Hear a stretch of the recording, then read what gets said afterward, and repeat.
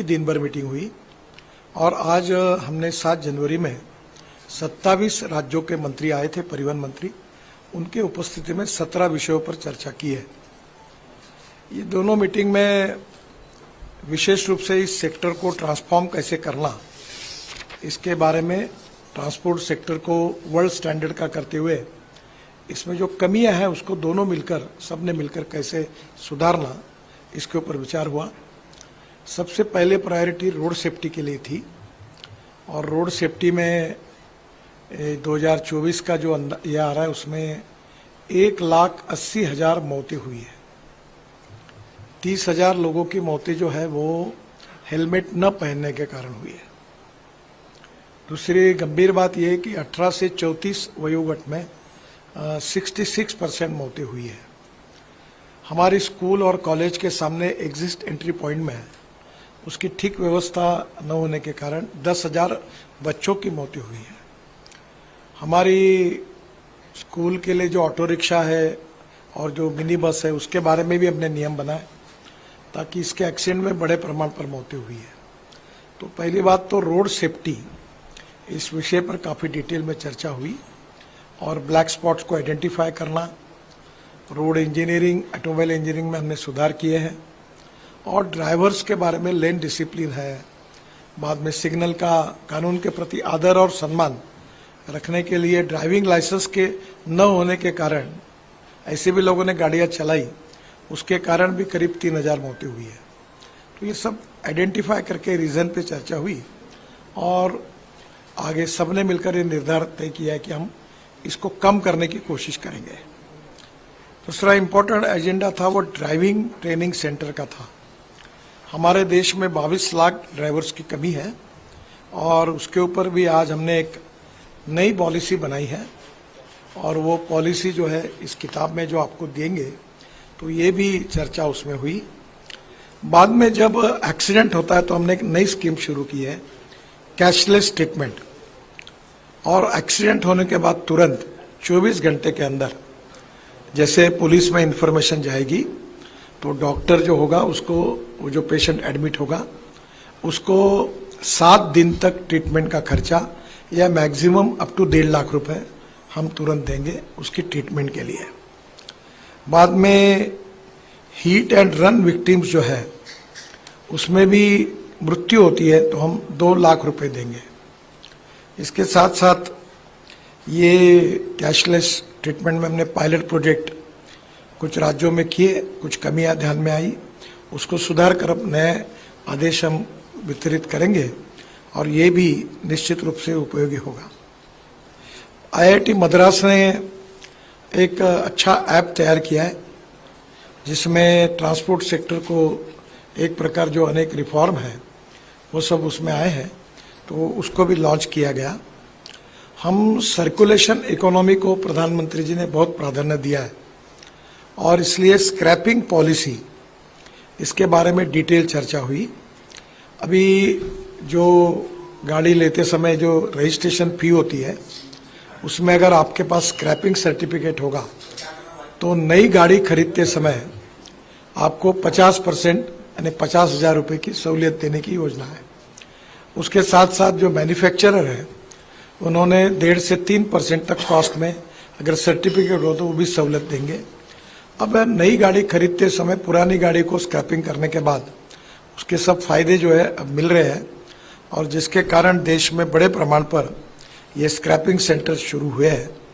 अभी ये संख्या हमारी अपेक्षा से कम है, करीब 78 to 82 वहाँ भी चालू हुए हैं, पर कम से कम 1,500 सेंटर्स खुले। और जो भारत सरकार की योजना है कि राज्य सरकार अगर अपनी गाड़ियाँ, बसेस, ट्रक स्क्रैपिंग करती है तो उनको कुछ मदद भी दी जाती है, उसके ऊपर भी चर्चा हुई और ये भी आज मीटिंग की प्रमुख विशेषता थी।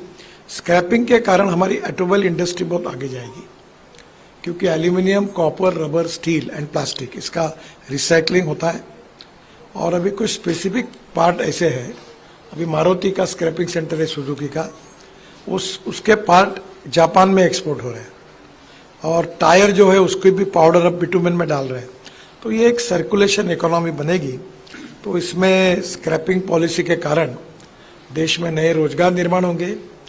भारत सरकार और राज्य सरकार का मिलकर 18,000 करोड़ का जीएसटी बढ़ेगा और इसके साथ हमारा एक्सपोर्ट बढ़ेगा।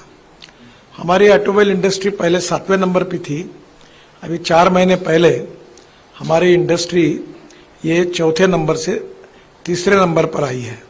हमने जापान को पीछे डाला है। हमारी इंडस्ट्री का एक समय साइज जब 14 में हमारी सरकार आई तब 7 लाख करोड़ का था। अभी हमारे ऑटोमोबाइल इंडस्ट्री का साइज 22 लाख करोड़ का है।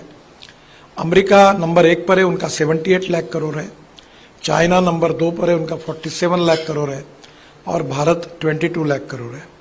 अभी इसके सबके कारण हम लोग जिस प्रकार से स्क्रैपिंग पॉलिसी ऑटोमोबाइल को प्रोत्साहन मिला है, अल्टरनेटिव और बायोफ्यूल में हम वर्ल्ड में लीड कर रहे हैं। CNG, LNG, ethanol, methanol, hydrogen, green fuel और अल्टरनेटिव फ्यूल, इलेक्ट्रिक, हाइड्रोजन, तो उन सब की चर्चा भी इस मीटिंग में हुई। ये जो हमने ड्राइविंग सेंटर के साथ फिटनेस सेंटर जोड़ दिया है, उसके ऊपर हमारा अनुदान भी है, तो उसके कारण ये भी काफ़ी बड़े प्रमाण पर आएगी। हमारी एक बहुत अच्छी स्कीम यशस्वी हुई है, भारत एनकैप। अब इसकी स्टैंडर्ड होते हैं, स्टार रेटिंग, और हमारे यहाँ पहले बहुत सी हमारे यहाँ की कुछ स्टार गाड़ियाँ थी, वो स्टार रेटिंग में फेल हो गई और वर्ल्ड में वो भेजी गई थी। अब धीरे धीरे हमारे यहाँ के सब कार मैन्युफैक्चरर स्टार रेटिंग पे अपनी गाड़ियाँ भेज रहे, जिसके कारण क्वालिटी में बहुत सुधार हुआ है। 6 एयरबैग्स भी आई है, कुछ जगह 7 भी आई है। तो ओवरऑल ये सुरक्षा के दृष्टि से ये जो भारत एनकैप का जो रेटिंग हुआ, ये इसके कारण ऑटोमोबाइल सेक्टर में एक क्वालिटेटिव चेंज आया है। आज हमने एक बात का निर्णय किया कि हमारे ई रिक्शा 2014 में हमने लाए थे और ये रिक्शा की विशेषता ये थी कि 2 करोड़ लोग आदमी आदमी को खींचने का काम करता था और विशेष रूप से कुछ जगह पे आदमी आदमी को कंधे पे जू रखकर फिर खींचता था। तो मुझे हमारे डिपार्टमेंट की ये 11 साल की सबसे बड़ी उपलब्धि कोई है, तो ये जो सामाजिक और आर्थिक शोषण था गरीब व्यक्ति का, उससे हमने मुक्ति दिलाई और मैकेनाइज्ड ड्रिवन ई रिक्शा देश में लाई। अब ई रिक्शा के बाद ई कार्ट भी आई, कोई बोरा 1 क्विंटल का पीठ पर नहीं रखता, तो वो भी ई कार्ट में आया।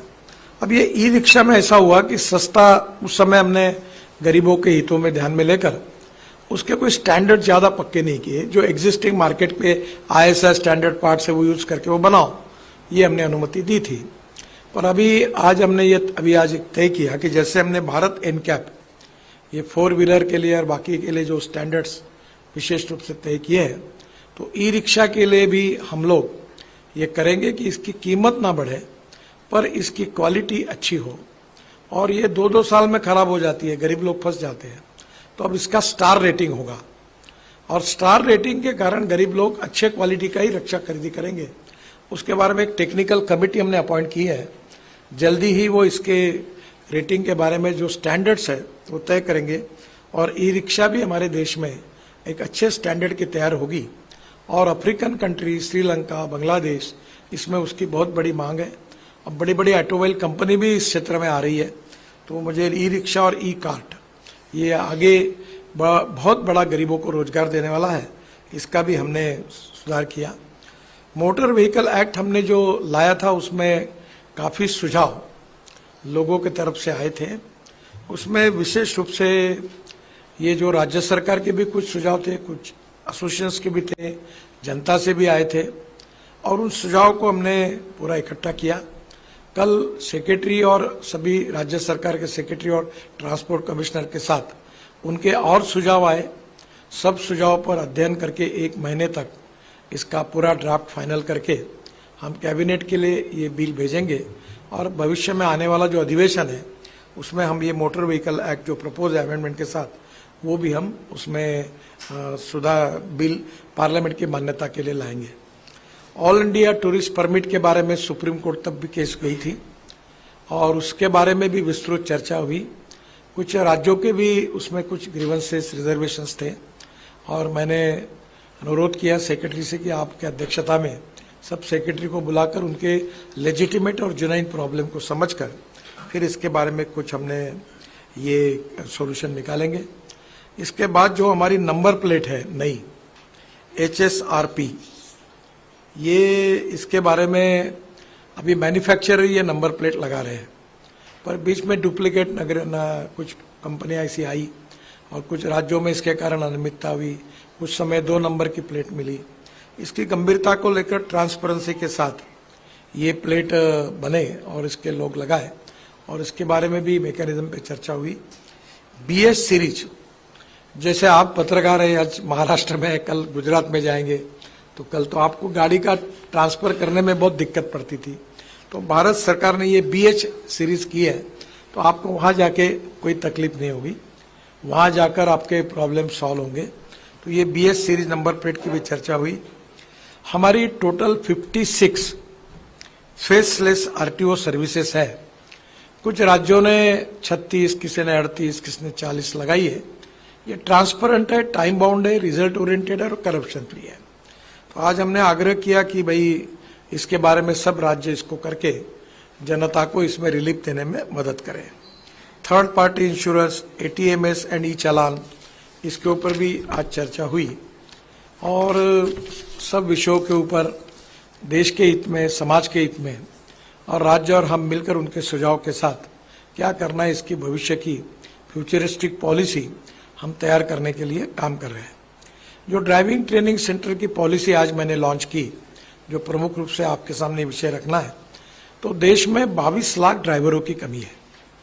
तो सबसे पहले ये हमारी पॉलिसी देश में कम से कम नए 50 लाख रोजगार निर्माण करेगा। ये इसकी सबसे बड़ी विशेषता है। 35,000 डेथ जो है वो ड्राइवर्स विदाउट वैलिड लाइसेंस इसके कारण हुए हैं। और आज हमारे विभाग ने ये जो ड्राइविंग ट्रेनिंग पॉलिसी लॉन्च की, उसमें 2 साल में इस पॉलिसी के तहत करीब 1250 नए ट्रेनिंग सेंटर्स और फिटनेस सेंटर खुलेंगे। इसमें कैपिटल इन्वेस्टमेंट हमारे तरफ से अनुदान के रूप में करीब 4,500 करोड़ हम देंगे। Incentives for setting up the centres, जो टायर 1 है IDTRS, इसमें हम 17.25 करोड़ का अनुदान देंगे। टायर 2 RDTCs, इसमें 5.5 करोड़ का अनुदान देंगे। और टायर 3, उसमें 2.5 करोड़ का हम अनुदान देंगे। आपको जो बुक दिया है उसमें इसके डिटेल्स है।